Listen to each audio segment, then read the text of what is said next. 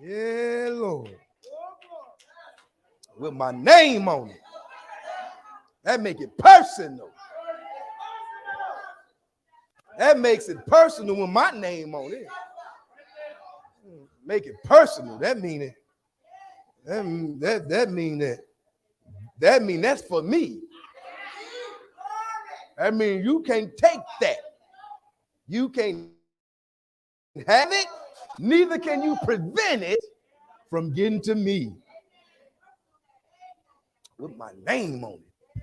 Let me just first say thank all those who are here and all you guys who are tuned in on social media. God bless you. Thank you. Welcome to another edition of Sunday morning worship here at Lebanon Baptist Church.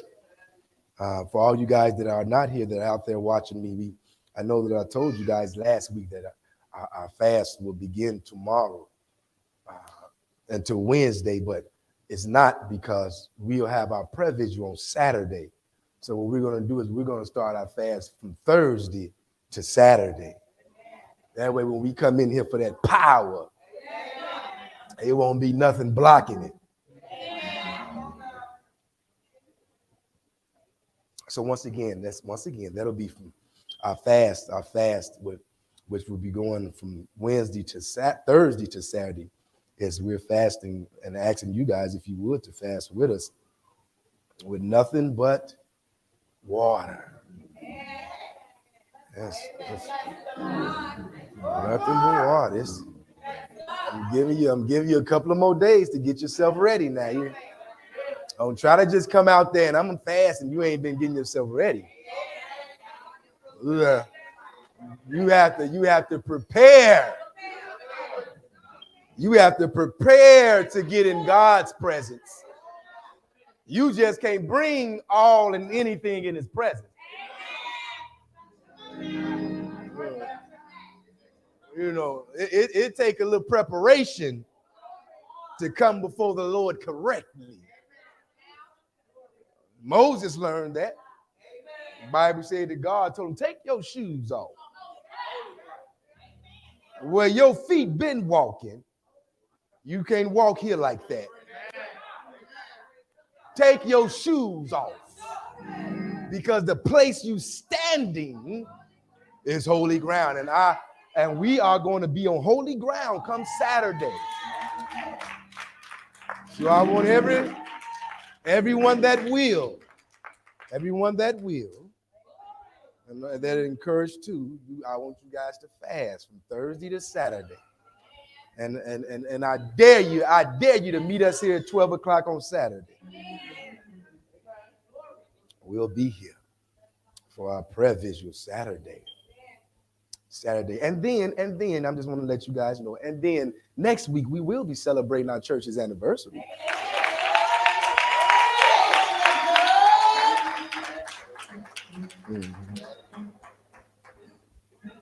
Next week we will be celebrating our church's anniversary. This is, what is it, 65? 67? 67? 67. Lord have mercy. I done lost 2 years. Jesus Christ. Lord have mercy. Is it 67? It's been 67 years that God has been faithful to his word. That God has stood the test of time. That the gates of hell did not, will not, and does not prevail against the church. So you gonna come on out. We gonna party the next Sunday. We're gonna have a little party next Sunday and tell Lebanon happy birthday. And we're gonna sing happy birthday to Lebanon like we do any other member that is here on a Sunday. And I know some of you guys called in on Friday and you heard me talk about Moses. I'm sure some of you guys didn't. A lot of you didn't. You can still do it. I'm gonna let you do it to about 6 o'clock. You might hear Friday's message, but at least you will hear it. It'll make sense to you after the day. Listen. I heard Minister Carter, Michael Carter.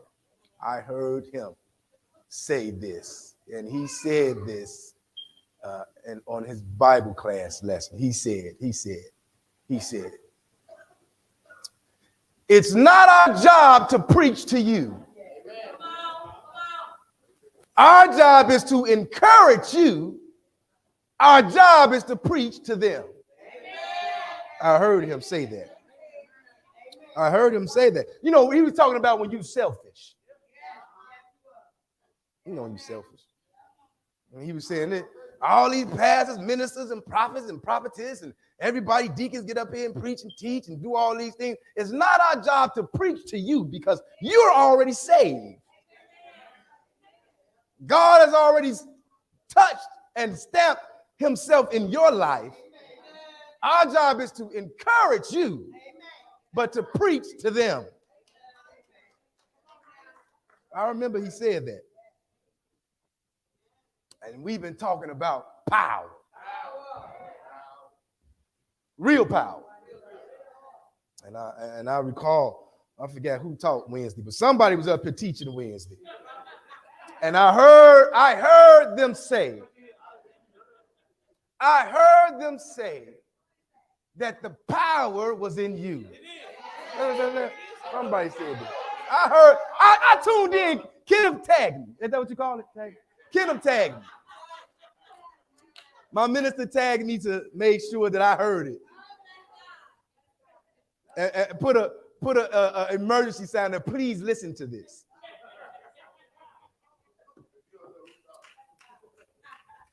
But the power, the real true power of God is in you. And I heard that person that was up here teaching Wednesday. They said, let me serve notice on you. All the power God's going to give you, he's already given you. I was a little shocked.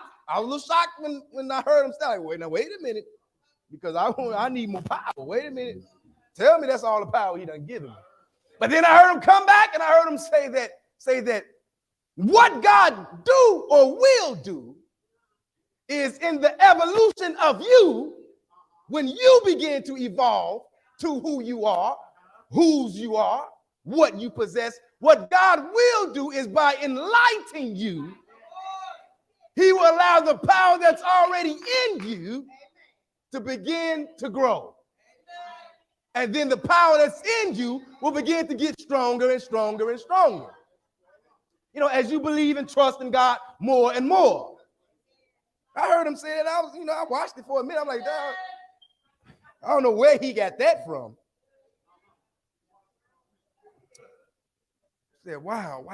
Yeah, the power is already in you. So if my power is already in me, and God has given me all that God will give me, and it's dependent on me to cause what he's given me to grow in me, then I need to know what I need to be attached to make what's in me grow. Is that safe to say? Because what good is it if I have power in me and I do not know how to use that power? That'll be like having a talent and hiding it in the sand because I don't know its true worth. I believe it was Minister Carter that read this. If you would go with us to Exodus. Since Minister Carter said I'm supposed to encourage you, I'm encourage you and leave. I ain't got to preach.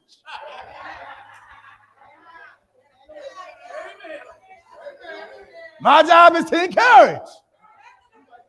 I'm going to encourage you, and I'm going to sit on down.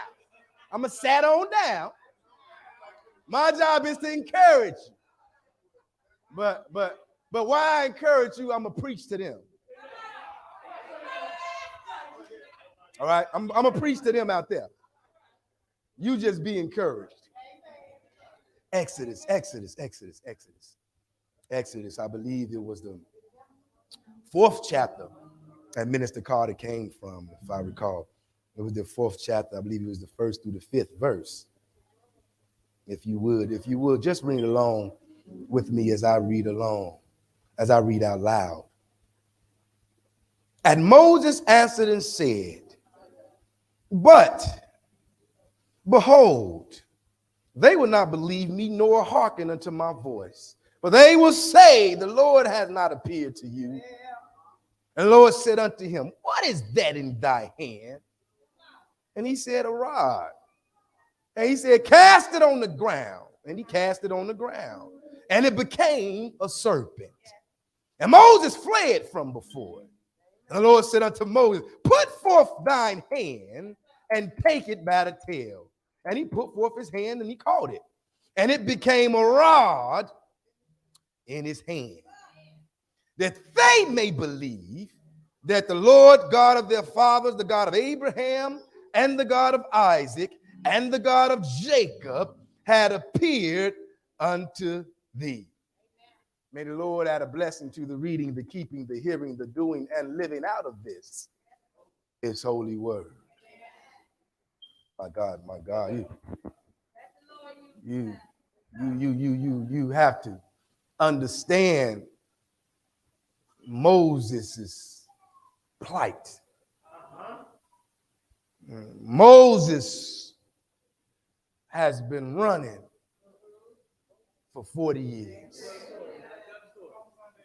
Moses, what ended up happening now, Moses, and the Bible puts it this way, if you go a couple of chapters over, and that 2nd chapter, you'll hear the Bible say that, and when Moses became grown, the Bible said that Moses looked out and he saw one of the Egyptians beating on one of the Hebrews, one of his brethren, and Moses became upset, and Moses rose up, or Moses got up and ran, and Moses killed the Egyptian, and then he hid him in the sand, covered his body up. And the Bible said the next day, the 2 Hebrews asked Moses, hey, who told you to try to help somebody? Where you get the unction from that somebody needs your help? What, you gonna kill us like you did him? You gonna do us and had us like you killed him? And the Bible said, and Moses said to himself, this thing is now known. And the Bible said that Moses took off. And the Bible said that Pharaoh heard about it and said, go find Moses and kill him. And Moses took off. Moses took off and ran into the wilderness of Midian. We're in this place of Midian, where these Midianites were there. The Bible said Moses had ended up running into these ladies who was coming to feed the little sheep and by well, and some of the shepherds was out there. And back then, women really didn't have no say. They told him, hey, get out of here. Hey, no, don't take your sheep there. My sheep right there. Get out of here. And the Bible said that Moses stood up for him. And Moses said, don't worry about it. I have to get some waters for y'all sheep. And Moses went and got the sheep the water and everything. And the girls went home and they told their father, he goes, what y'all doing here so quick? Now, I know it at least take y'all 3 to 4 hours to feed them, let them sheep drink and get back here. Y'all back in 2. The Bible said that they said, oh, it was this nice man who we didn't have to wait today. Somebody stood up for us And we were finally treated equal. And he allowed our sheep to drink the water. And the man said, he said, well, where is he? Y'all didn't bring him home? So they went and they found Moses and brought him back and said, come on. Our father want to meet you. He want to meet the guy that done everything that let us come home early. And Moses came on back. And Moses came on back and ate dinner. And the father said, hey. This is my daughter Zipporah. I want to give her to you. Being that you are such a nice guy. Because that's what they did. Tradition, they gave their daughters to men who they thought were worthy of their daughters. And because of Moses convictions, and because Moses stood up for somebody he did not know, their father saw that Moses had standards and morals about himself. And so he gave him his daughter, and the Bible said that, I'm just bringing you up to speed. And he gave her his daughter, and the Bible said, Moses got married to her. And Moses was doing all that, and then Moses ended up working for the father. Moses working for the father, Jethro. Now he working for this man whom he helped his daughter. Now he's working for him, and he out there now from standing up from them for them with the sheep. Now he done start taking care of the sheep. And here you go.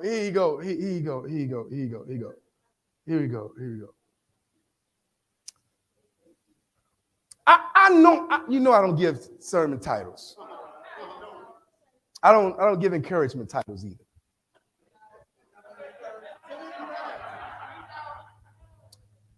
But if I had to give this encouragement a title, I would call this From a Scepter to a Rod. What's in your hand? From a scepter, the scepter is what the king and the queen and the royal family holds on to when they're in the presence of anybody else. They hold a scepter to let you know and let you see I'm distinguished. I'm set apart. I'm royalty. From a scepter to a dead stick. What's in your hand? Just pretend it's like Capital One. What's in your wallet? What's in your hand? What's in your hand? The Bible said that, and after Moses done that for 40 years, and Moses was gone, the Bible said Pharaoh died.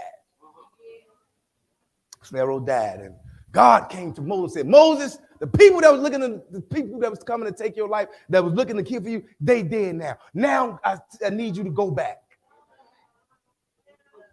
I need you to go back because I need you to be a deliverer for my people. Okay. God done came after 40 years.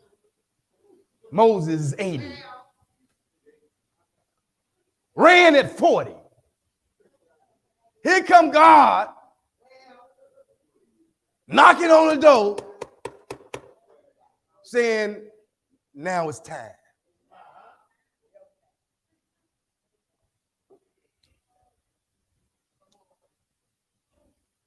From a murderous felon,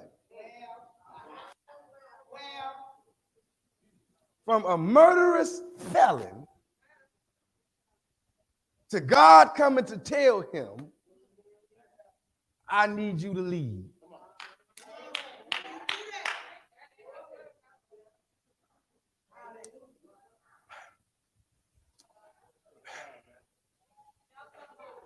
Watch this. From a drug addict to God coming to say, I'm ready for you to lead. From an alcoholic to God coming to saying, I'm ready for you to lead. From a whore to God coming to tell you, I'm ready for you to lead. What's in your hand? The question God asked Moses. And what happened is God has said to Moses, now I want you to go, time for you to lead. I need you to go over there and I need you to come lead these people out of there. And Moses started doing what we do, give every excuse to why I'm not suitable for the job.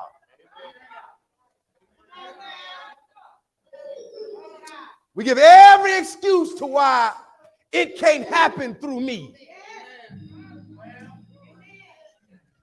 And the first thing Moses did not notice was that he didn't seek the job sought him.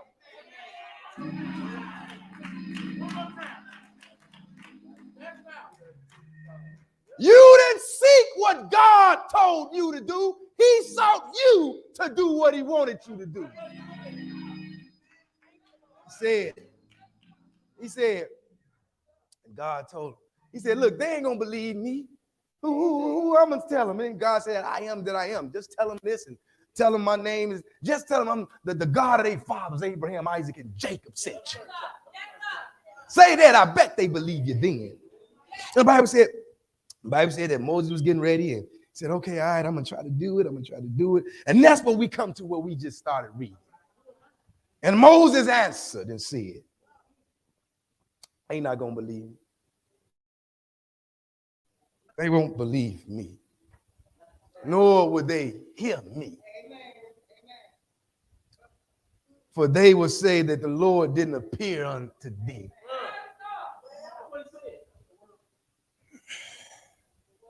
All because Moses didn't think he was qualified for the task. But I recall 3 weeks ago that God came by here, stopped by here to say to everyone here, you're qualified. I remember I was sitting here when I heard it. And Moses was afraid because he thought he was not qualified for the task. People won't believe me. People won't hear what I have to say. And people won't accept me because of what I'm running from. Because the last time they saw me, I was a murderer. The last time they saw me, I was a drug addict. The last time they saw me, I was an alcoholic. The last time they saw me, I was an abuser of women. The last time they saw me, I was different.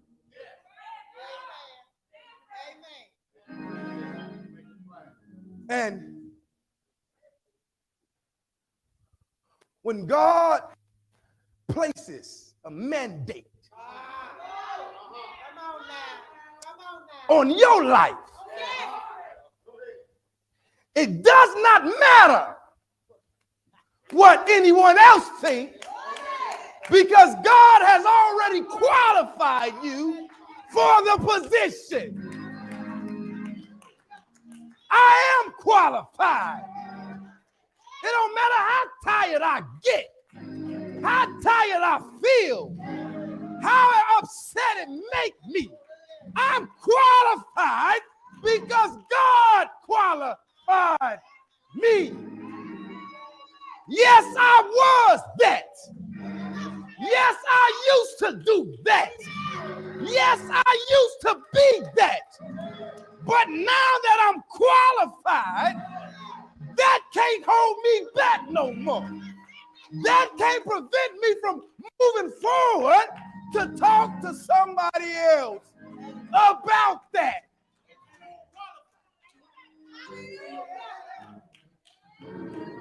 You don't have to be embarrassed or ashamed from where God brought you from. Yes, I did lose everything. But God stayed with me. And because I stayed with him, though I lost everything, I found that God can give me anything. And the Bible says that Moses went on. And said, God, they ain't gonna listen to me. They ain't gonna listen to me. I know they still remember what I did. They probably been talking about it since I've been gone. It probably done turned into 17 different stories by now. And they done said they done got me probably killing 3 people now.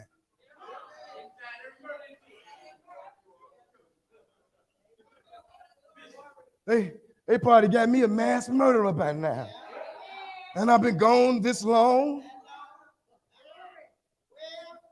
And this is where I want to encourage us at. After Moses said, God, they ain't gonna listen to me. They won't listen to me. They're not gonna hear me. Look at what God does. With all Moses' uncertainty, with all Moses' undecisiveness, with all of Moses unclear about what or who he really is, look at what God say to him.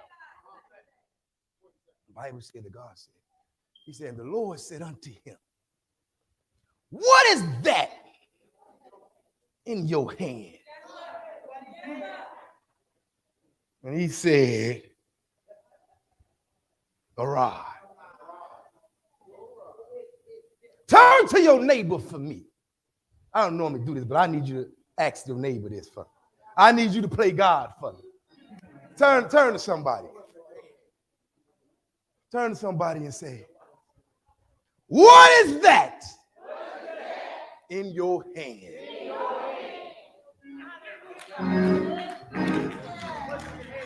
What is that? What is that in your hand?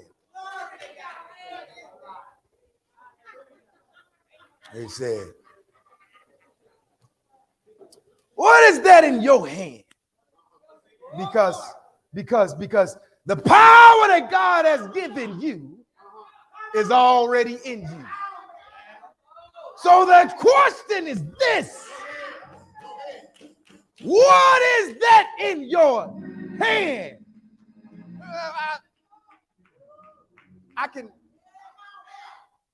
I can see Moses saying, well, it's the Bible said that Moses said it's a rod. It's a rod in my hand. As if God did not know what was in his hand. What is in your hand? What is in your power? Let me help you say with the hand. What is in your power that you can use? That's in your power to work with. What's in your hand? The Bible said that Moses said, a rod. And we know that You know, the Bible says that every good gift and perfect gift come from God. So we know that all gifts are given to us by God. So Moses is saying, I had this rod.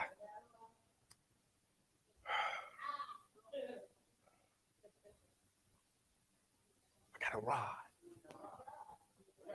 Let's dig. Can we dig into the rod? I got a rod in my hand. But that rod represents something. What's in your hand? I got a rod in my hand that's representing 40 years. 40 years of work and toil. I got a rod in my hand that represents 40 years of running. I got a rod in my hand that represents 40 years of protecting something that's not mine. I got a rod in my hand that represents 40 years of me having to listen to somebody else. I got a rod in my hand that's representing what I've become to be. I've become to be what's in my hand. This rod is in my hand because I'm a shepherd. I've become to be a shepherd. I've become to live with my father-in-law. I've become now to be an outcast. I've become to be a wanted man. I've become to be what I am. I'm a fugitive. And I got this rod in my hand that capsizes my existence for the last 40 years. I got this rod in my hand. Like you and I, we have rods in our hand. And can you see Moses saying, I got a rod that's filled with shame. And I'm holding on to it, but it's in my hand. I got a rod that's filled with disappointment. And it's in my hand. And I'm holding on to it. I got a rod that's filled with heartbreak and heartache. And I'm holding on to it. And it's the shape of the years of my life. It's been beside me everywhere I go, everywhere I move. I've been holding on to this rod. What's in your hand?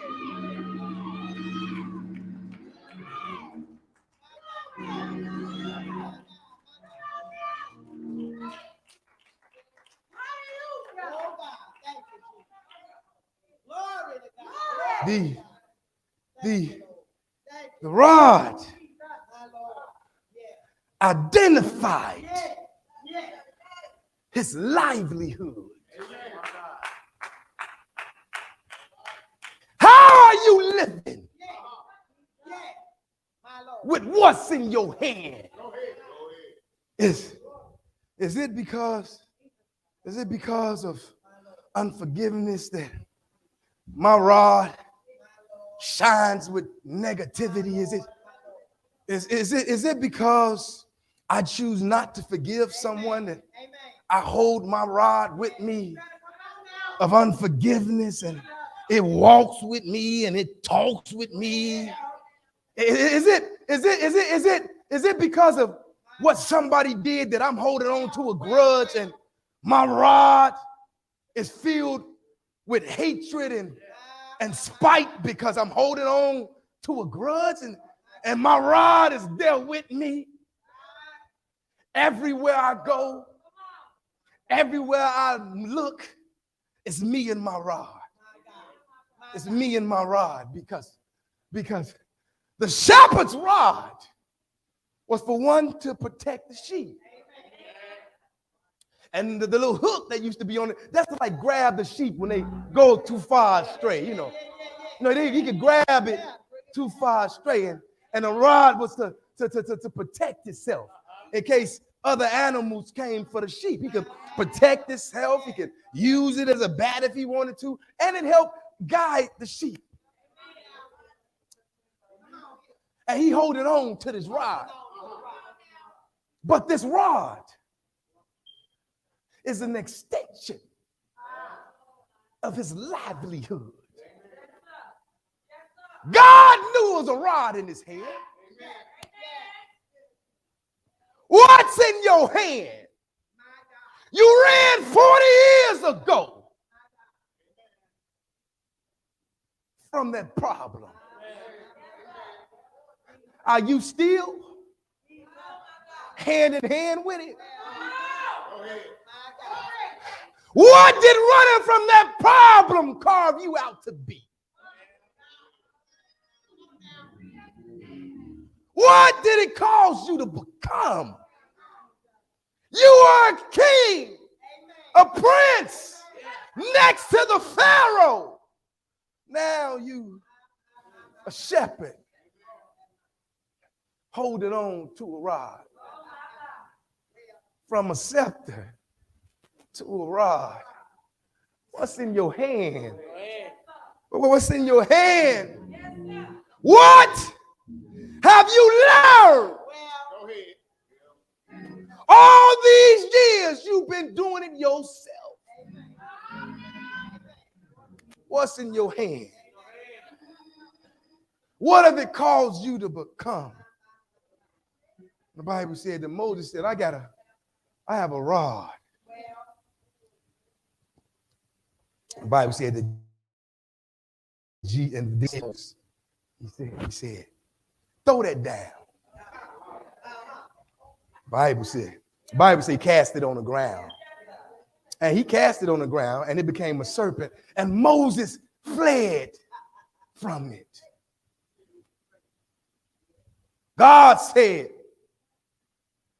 throw down what you've been using as a crutch so long.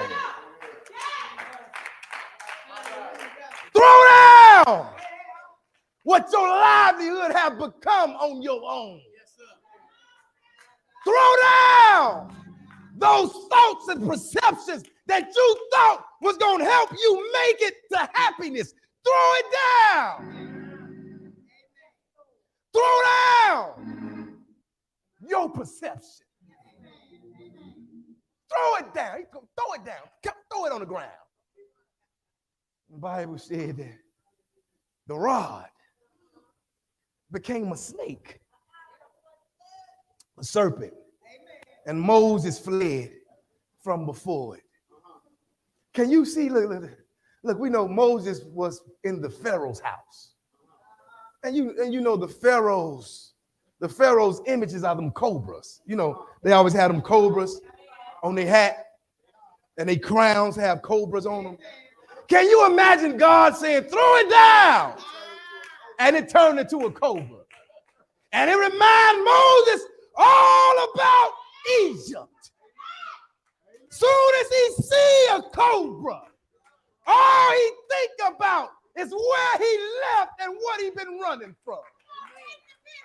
And the first thing Moses do is start running again. What's in your hand?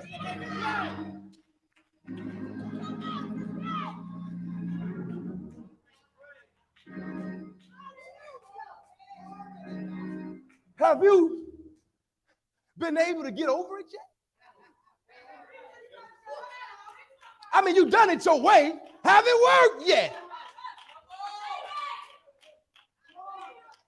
Have you made it to your goal yet? The Bible said, God told him, throw it down. Throw it on the ground. In other words, put it beneath you.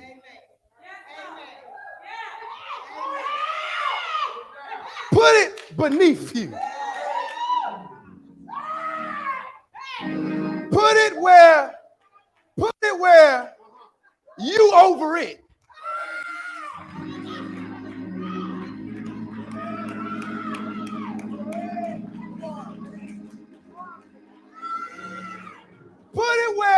you're over it and you ain't walking with it no more. Just put it where you over it. Where it don't gotta be side by side with you no more. If you just throw it down, I'll change it.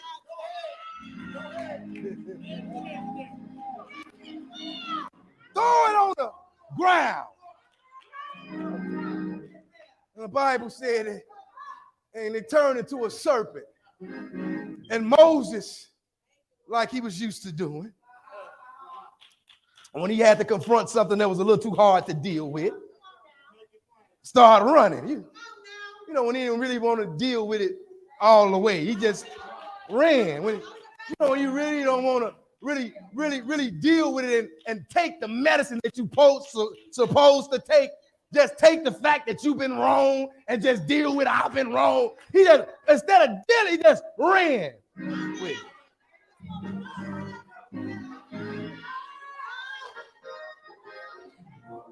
And the Bible said that, and Moses threw it down, it became a serpent, and Moses took off. And Moses fled. The Bible said, and Moses fled from it. And Moses fled from before it. And the Lord said to Moses, I would have thought God would at least said, what you running for? Or at least where you running to? But he didn't. God did something. God makes sure he does for you and I. Confront it.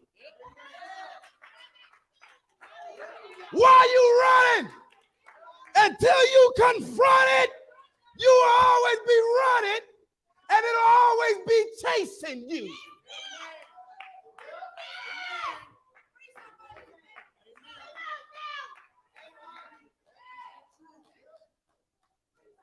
I said, wait a minute. The Bible said, then God said, Moses, put forth your hand. Put forth your hand. You know, the same hand you threw it down with. You know, the same hand that you've been holding it for 40 years with. The same hand that you done allowed this to become your character with. You know, that same hand that you chose to do that you chose to do what you wanted to do, that you kept doing, that same hand you threw it down with, what you running for? Confront it. Confront it. And this is how you confront it. He said, grab it by the tail. Now here I was baffled because I don't know if Jesus, God, remember since he made snakes back in the garden.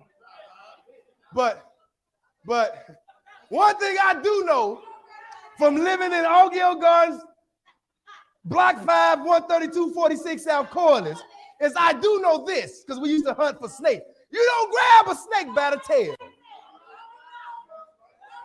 Because when you grab it by the tail, what happens is the snake turns around with their head and bites you. Now I'm baffled. What you mean grab it by the tail? Yeah. Put forth your hand and grab it by the tail. And watch this, in the Bible said, and he put forth his hand and caught it.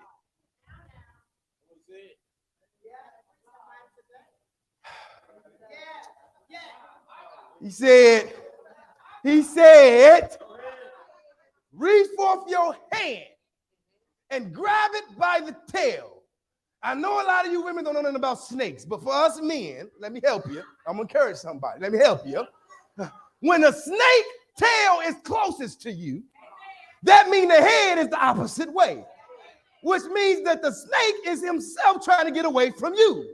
So now God done made Moses throw the rod down. The rod turned into a serpent. Moses take off running. God say, what are you running for? Reach down and grab it.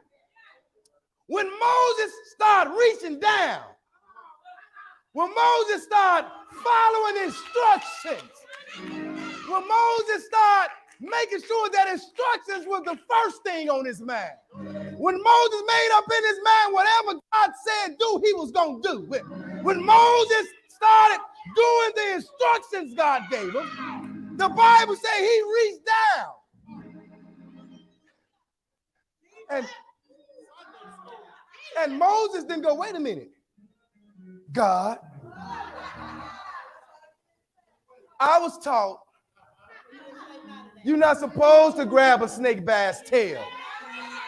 You're supposed to grab it by its head. Moses didn't get caught, as the Bible put it, in between two opinions. Moses was not thinking about what somebody else taught him when he was talking to God. Moses wasn't trying to place where he heard this and that from up there where God is speaking to him at. He didn't do it. The Bible said Moses reached down. And my part is, and caught it.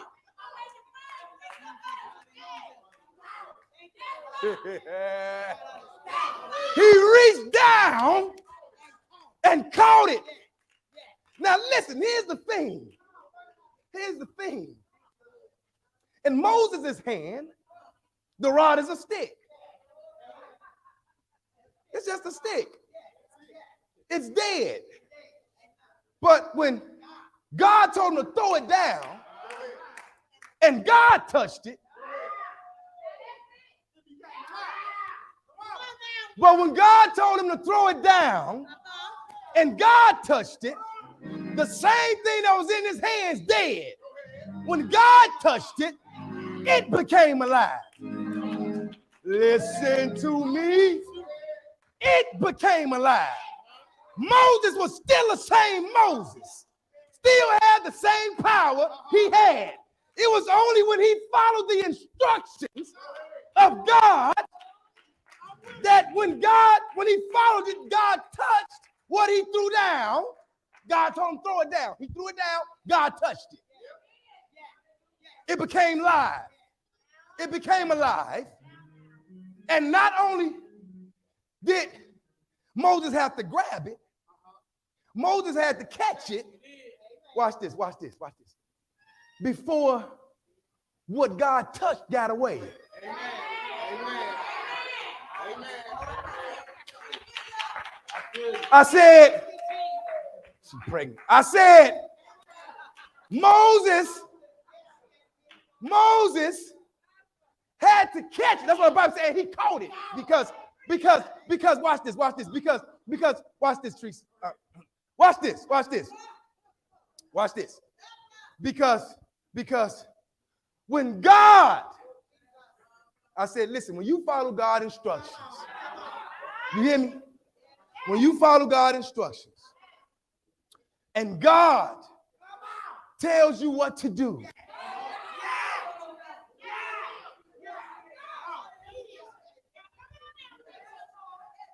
and you do what God tells you to do, you can't allow what God touched and you done what he told you to do to get away from you. In other words, let me tell you what I mean by that.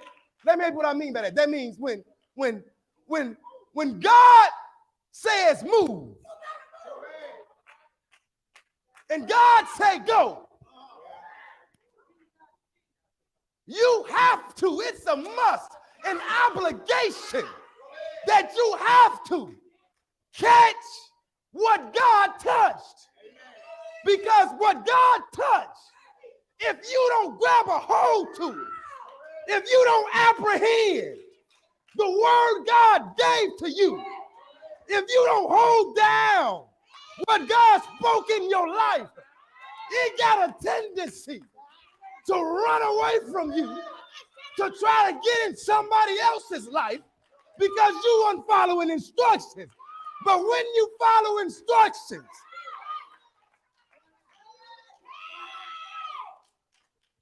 and you catch what God touched, then the power that's in your hand, then the power that's in your hand begins to display itself.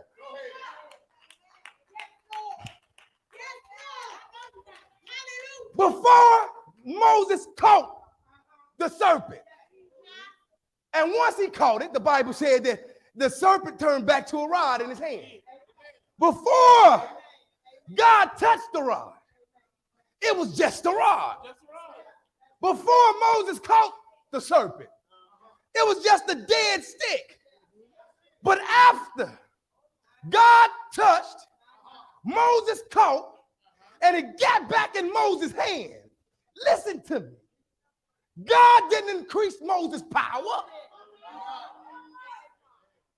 It was always in Moses.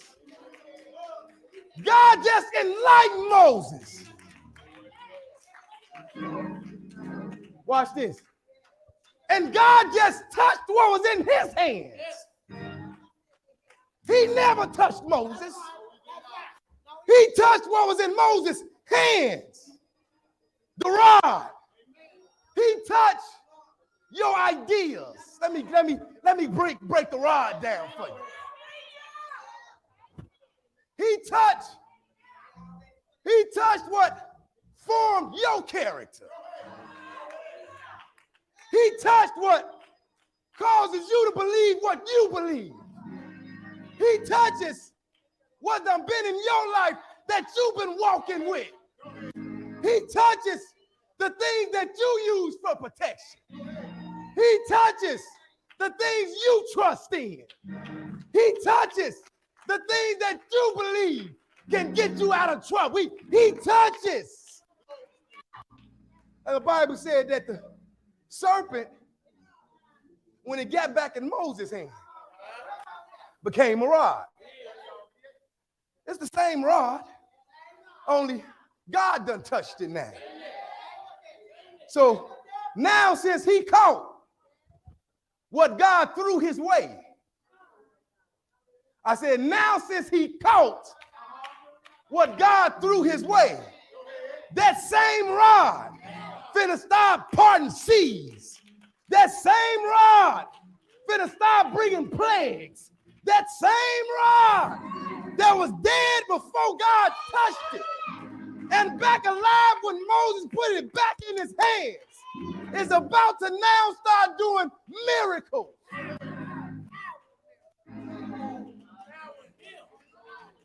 All because God fixed Moses up. What you running for? Turn around. Why are you still out here, Moses? What are you still afraid for? What are you still taking your time to do what I told you to do for? Why are you sitting back? Turn around, Moses.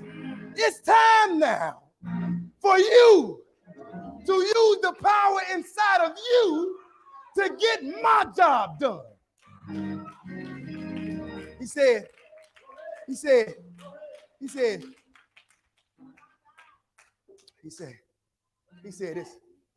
like this. See,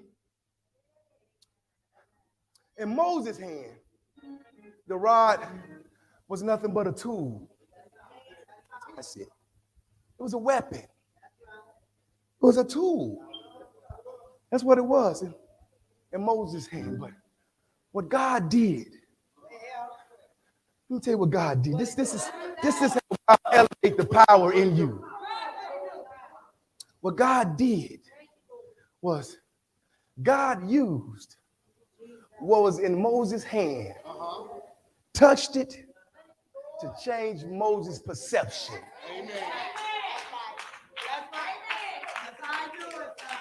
God used what was in Moses' hand to show Moses, what's in your hand, I'll work through. What's in your hand is more than enough for me to work with.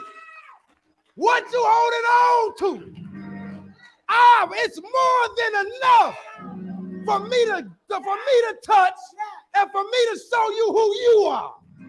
See, turning the rod was only to turn Moses' perception of what the rod represented. It is just a dead stick. Until God said, it's my stick. And when I touch, whatever I touch, it's not what it used to be no more. You qualify. When God touched your life, you could have been a dead stick. But when God touched your life, baby, you became alive. Baby, you transformed into something else. Baby, you became a new person, a new creature.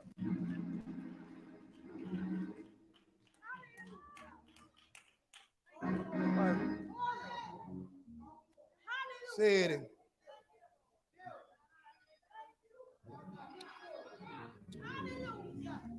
He said, Moses caught it. Moses caught it. And when he caught it, the Bible said it. When he caught it, what he threw down came back in his hand as what he threw down. But what he threw down,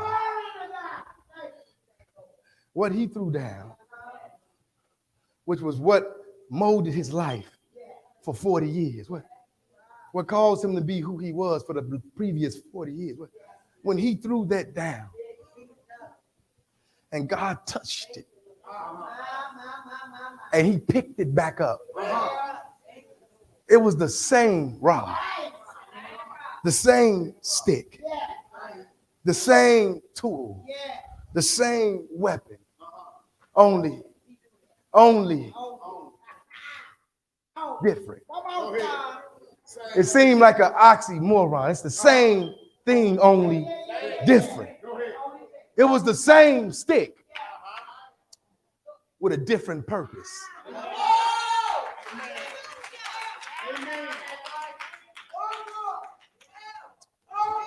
It's the same idea, only with a different perspective.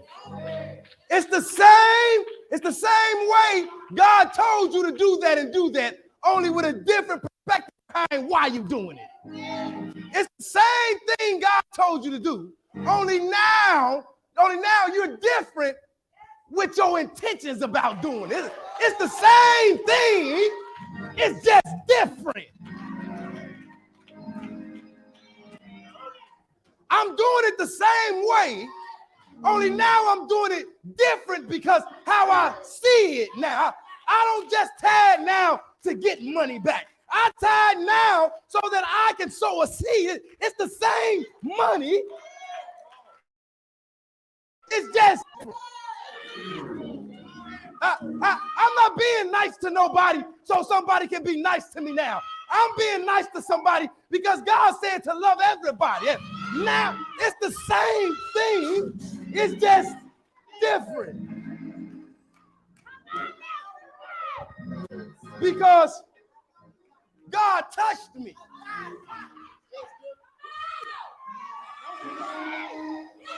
And where I was dead at first, where my heart was cold at first, where my mind was shipwrecked before at first, it's the same me. I'm just different. I don't do it now for the prestige of people. I don't do it now so I can be included in the number. I don't do it now for that no more. It's the same thing. It's just different.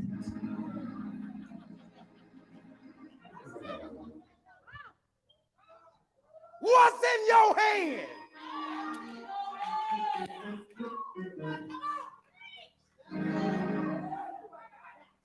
Is it the rod before the touch? Or is it the rod after the touch got caught? What's in your hand?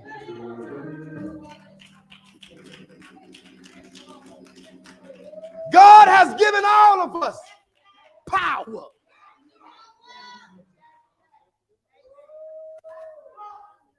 We all have power. Your power may not be like my power. Your gift may not be like my gift, but it's the same. It's just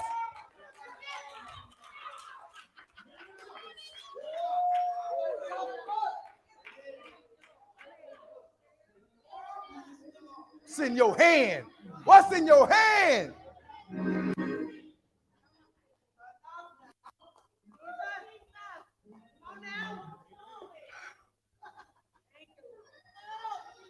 Bible said Moses caught it. Moses caught it. He caught it. Meaning when God touches something in your life, when God touches something in your hand, when God touches something that you gave God, that means you have to seize it. Amen. Amen. Amen. Amen. In other words, you have to hold down what God touched. Break that down a little bit more for you. That means you have to keep it in your mind what God done before. Keep it in your remembrance how God got you out of that before. You had to hold it down, catch it, apprehend it, seize it. So when it get back in your hands, it'll be the same, just different. Just different. It's in your hand.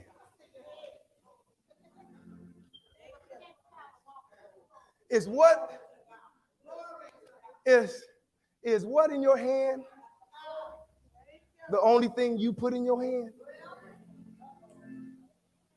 Is what's in your hand still what you put in your hand? Because if all that's in your hand is what you placed in your hand, then your hand is full. And if you don't have room for God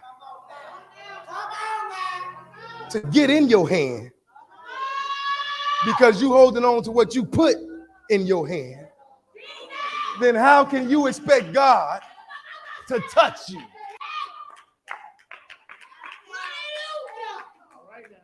God does not play landlord. This is what I mean by that. God will not evict who you don't put out. God will not evict who you don't give an eviction notice to.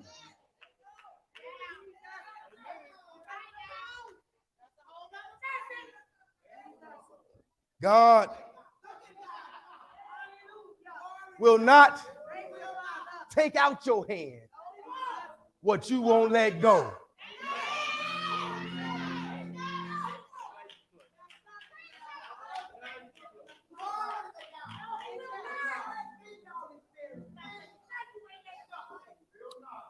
God told Moses, just throw it down. Because if you throw it down, I'll touch it.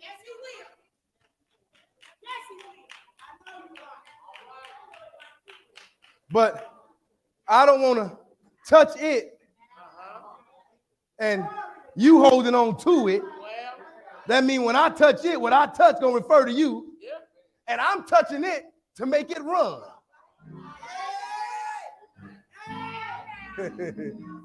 I'm touching it to make it run from you. And if you don't let it go, you will just be running with it.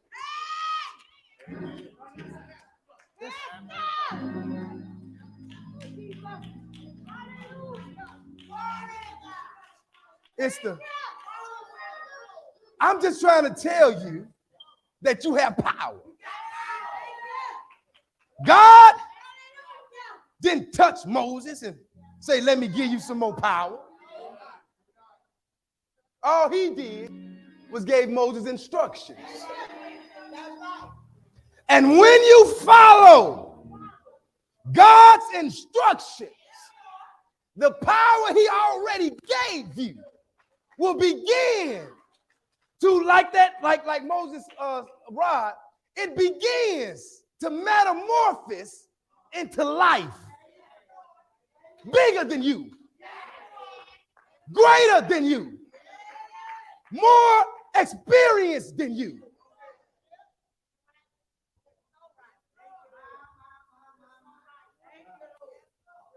Question remains.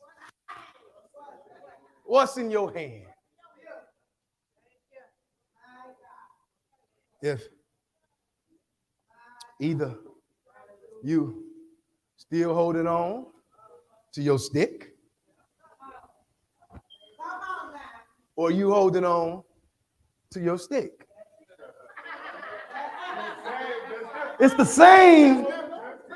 It's just because it's always will and forever will be still your stick. It's just will be how your stick works now. It was the same stick that Moses used to protect sheep. Now it's just protecting millions of people. Same stick. So remember, you're qualified.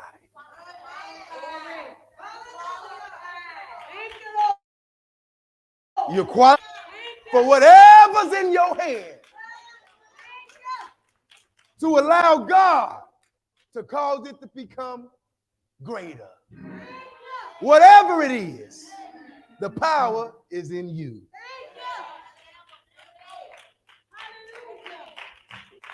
The power is in you. It's up to you. It's up to you. It's up to you.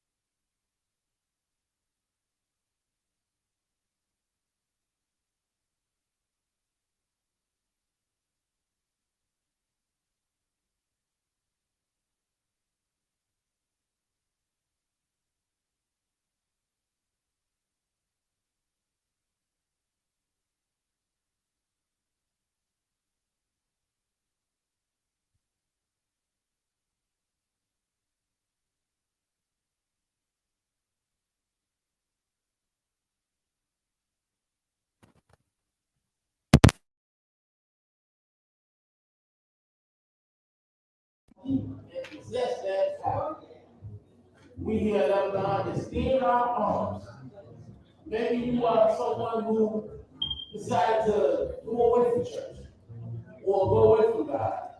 But now you want to come back and receive that power. That's why most are doors open. We here at Lebanon Baptist Church receive it. And all you have to do is say, Lord, I was just like Moses. I ran from that situation. But now I'm ready to walk and run through you.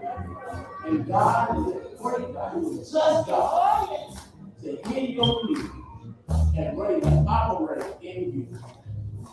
We here that welcome to God bless you. We love you. And may heaven continue to smile down on you.